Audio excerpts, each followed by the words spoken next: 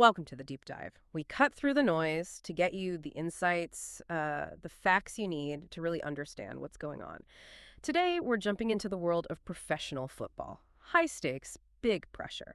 But the real story here is something, well, universal. It applies way beyond the field. We're focusing on let's call it a critical challenge that's really bubbling up for one of the most famous teams in American sports. You know the one, often called America's team. And they're heading into a season that many people are calling pivotal, make or break even. So our mission in this deep dive, to unpack a very specific problem, a vulnerability really that just came into sharp focus for them. We'll look at what happened on the field, how the leadership is reacting, and crucially, what it means for their whole season. Exactly. And like you said, this isn't just about one team's struggles. It's actually a fantastic case study. It shows how these complex systems, like a pro sports team, deal with huge stakes, really critical roles, and then, boom, unexpected weaknesses pop up. We're going to dig into the details from their recent performance, look at what the analysts are saying, the people watching really closely. Okay, let's dive in then. When you say America's team, everyone thinks Dallas Cowboys. And that name, it just carries this immense pressure, doesn't it? Oh, absolutely. Unparalleled pressure. Yeah. Every single thing they do is under a microscope. And this season, you mentioned it, feels even bigger. Not just another season. People keep using that phrase, make or break. Now, there was some optimism, right? Brian Schottenheimer coming in as the new offensive coordinator. People hoped he could shake things up, inject some life. Yeah, there was definitely hope there. A new scheme, maybe a fresh approach. But the clock's ticking, isn't it? There's this sense that they don't have a lot of time. They need results like yesterday. That's right. And that pressure connects directly to the quarterback situation, which is really the core of what we're looking at today. Remember, their main guy, Dak Prescott, missed a big chunk of last season, injured. Right, that was a huge blow. Yeah, it was. And they had to rely on backups. But here's the interesting part. Both of those backups, they're gone. Not on the team anymore. Oh, really? So they completely changed their backup plan. Seems like it. So now, the guy they're putting their trust in, should Prescott get hurt again, is Joe Milton. He's the backup. Young guy, talented passer, they traded for in the offseason. Okay, Joe Milton. So he's the insurance policy for this absolutely crucial season. That's the plan. Yeah. But it's, let's say, a potentially fragile setup. Milton doesn't have a ton of NFL experience, just drafted, hasn't seen much real game time. Which sets the stage perfectly for what just happened. A pretty stark reality check, wouldn't you say? You could definitely call it that. This preseason game, just a few days back, Saturday, August 16th, Cowboys versus the Baltimore Ravens. Yep. And the result wasn't pretty, a 31-13 loss. But you're saying the score itself, that wasn't the real story. Not at all. Preseason scores, they don't always mean much. So what was the concerning part? It was Joe Milton's performance. That's what set off the alarm bells. Okay. The analysis coming out afterwards from places like Pro Football Talk, NBC Sports, it was blunt, really blunt.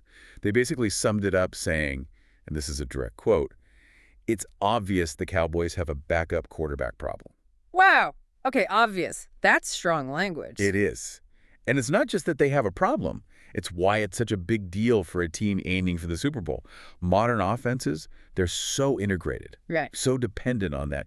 Starting QB, reading defenses, making split-second choices, being precise. Yeah, everything flows through him. Exactly. So even a small drop-off at backup, it can just unravel the whole thing. Timing gets disrupted, guys aren't where they're supposed to be, the quarterback gets hesitant.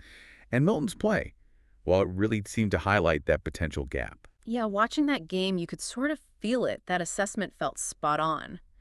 So how did the coaching staff react, specifically Schottenheimer? Was he seeing the same obvious problem? Well, his public reaction right after the game was pretty measured. He said, quote, "I wouldn't say I'm concerned." Standard coach speak, maybe? Trying to keep calm? Could be. Oh. Projecting confidence, managing the narrative, especially for a young player. But he did offer some explanations. Okay, like what? He said they just didn't get into rhythm offensively. Yeah. Which basically means things were clunky, disjointed. Right. He mentioned their game plan was different than the week before against the Rams.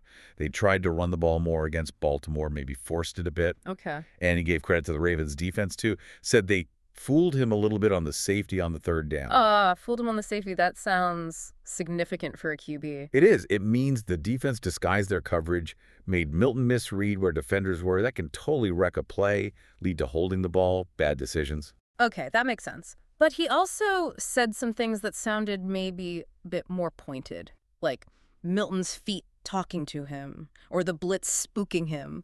What's behind that? Yeah, he did say those things. He explained they wanted the ball out fast, but a blitz came from an unexpected side. That's the spooked him part. It throws off a quarterback's timing, their process. Unblocked defender coming at you? Yeah, That'll do it. right. And when he said Milton has got to try to throw that ball away and his feet were talking to him, he's pointing to that hesitation. The mental side maybe not keeping up with the speed of the game. Indecision under pressure. Exactly. It's a common thing for young QBs, but still something you have to fix. But importantly, he didn't just dump it all on Milton. Right. You mentioned he refused to scapegoat him. Absolutely. He stressed it was collective. He said, it wasn't just Joe.